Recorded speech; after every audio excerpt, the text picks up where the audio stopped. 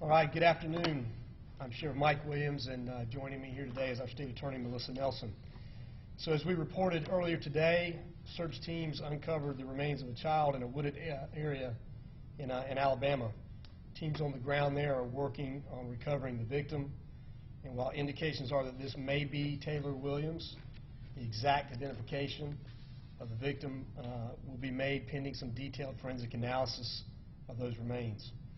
Brianna Williams, the mother of Taylor Williams, has been arrested this evening on charges of child neglect and giving false information to investigators during the search for Taylor. The suspect has been absentee booked at a local hospital after being admitted today due to an apparent overdose of some sort.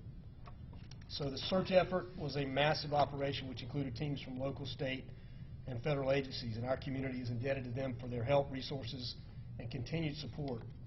I'd also like to thank our local community for the outpouring of support and information that we've received in the last 7 days while working this case. So with that, I will turn it over to our State Attorney for a couple comments. Thank you, Sheriff. The missing persons investigation of 5-year-old Taylor Rose Williams that began last week culminated into an effort among multiple law enforcement agencies under the lead of the Jacksonville Sheriff's Office and across states. This is obviously not the outcome any of us had hoped to reach.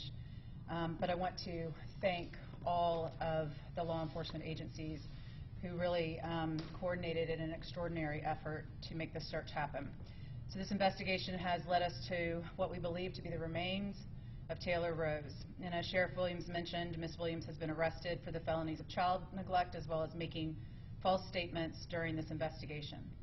So obviously at this time many questions still loom, and our office's work is just beginning.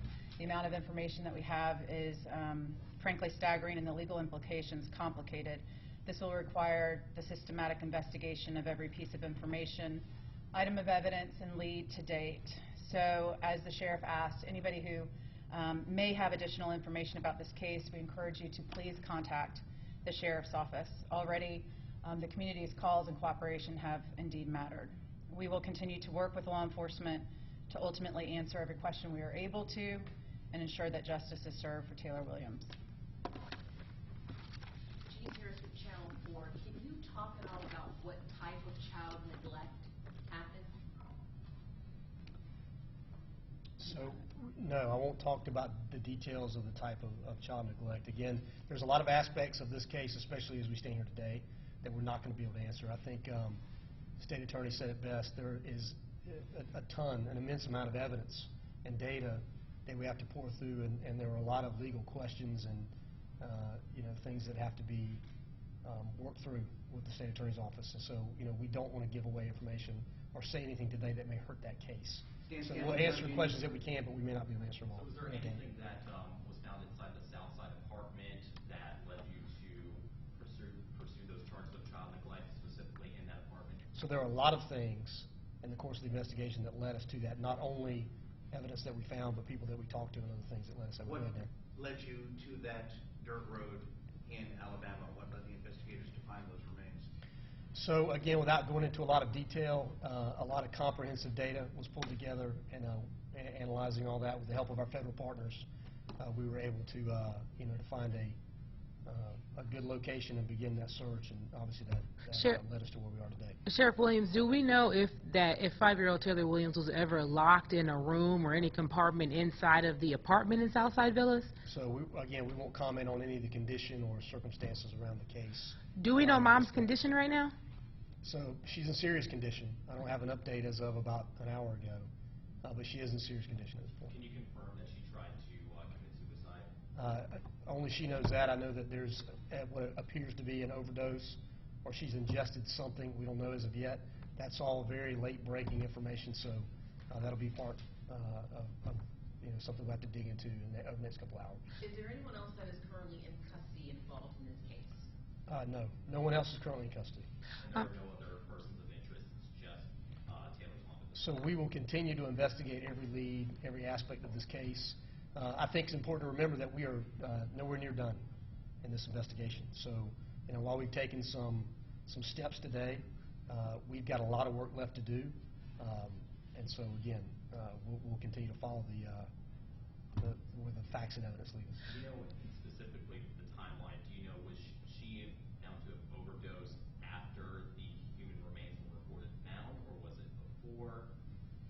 So I don't know the answer to that, so we'll have to look at all that throughout the course of the next couple of days. Sheriff Williams, based on the remains and what you guys know now, how long ago do we think that 5-year-old Taylor Williams was killed?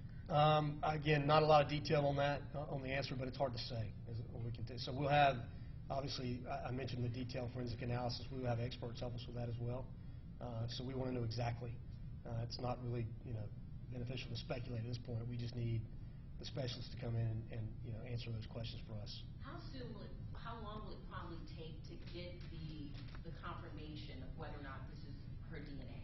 So there are a lot of complicated, not only legal aspects, but obviously the science behind it may take a little while. So I don't want to give you a time frame because I'm not exactly sure. We have a time frame that we expect it to come in, but we could have challenges that arise that delay that. So we're going to continue to work through it, and as soon as we know, we'll be able to make sure. If this is a homicide, does this become an Alabama case, or does this become a Jacksonville case, or Georgia? Any indication where these remains could have? So again, as I mentioned, we have a lot of work to do, typically where the crime occurred. So again, but we got a lot of work left to do in this case. So one more question. Are you able to describe the decomposition of the body at this point? No, we won't get into details of that. Again, all of that will be answered by the specialists when they come in and do their work. So, thank you. Thanks, Sheriff.